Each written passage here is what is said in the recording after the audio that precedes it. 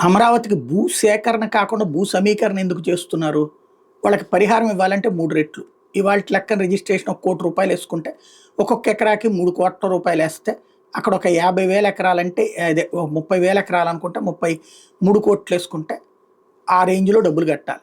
ఇప్పుడు ఇంకో 40,000 ఎకరాలు కూడా తీసుకుంటాం అంటున్నారు. ఇప్పుడు ఇంకా 2,00,00,000, 3,00,00,000 అంటున్నారు కాబట్టి, అప్పుడు ఇంటూ 3 అంటే ఏ ₹9,00,00,000 లెక్కేసుకుంటే, 49 అంటే ఏ రేంజ్‌లో ఉంటుందో అర్థమవుతుంది.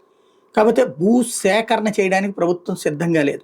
వాళ్ళ చేతనే సమీకరణ పేరుతో వాళ్ళని కన్విన్స్ చేసే ప్రయత్నం చేస్తుంది. కానీ కేంద్ర ప్రభుత్వానికి సంబంధించినటువంటి రైల్వే వర్క్స్‌లో మాత్రం భూ సేకరణ చేస్తుంది. 8 మండలాల్లోని 22 గ్రామాల్లో ఈ భూసేకరణ తెలంగాణలోని ఖమ్మం పరిధి ఎర్రుపాలెం మండలంలో 24.24 ఎకరాలు, ఎన్టీఆర్ జిల్లాలో 334.62 ఎకరాలు, పల్నాడు జిల్లాలో 333.95 ఎకరాలు, గుంటూరు జిల్లాలో 199.43 ఎకరాలు సేకరిస్తున్నారు. ఈ ప్రాజెక్టుకు అవసరమైన భూమిలో ప్రైవేటు భూములు 741 ఎకరాలు, ప్రభుత్వ భూములు 98 ఎకరాలు, ఈనాం భూములు 52 ఎకరాలు ఉన్నాయి. ఏ ఏ మండలాల్లో భూసేకరణ కొలిక్కొస్తుందో వాటికి సంబంధించిన త్వరలో రైల్వే శాఖ డబ్బులు డిపాజిట్ చేయబోతోంది. అమరావతి, తుళ్లూరు, తాడికొండ, పెదకాకాని మండలాలను కొన్ని గ్రామాల్లో రైతుల నుంచి అభ్యంతరాలు ఉండడంతో పెగ్ మార్కింగ్ జరగలేదు.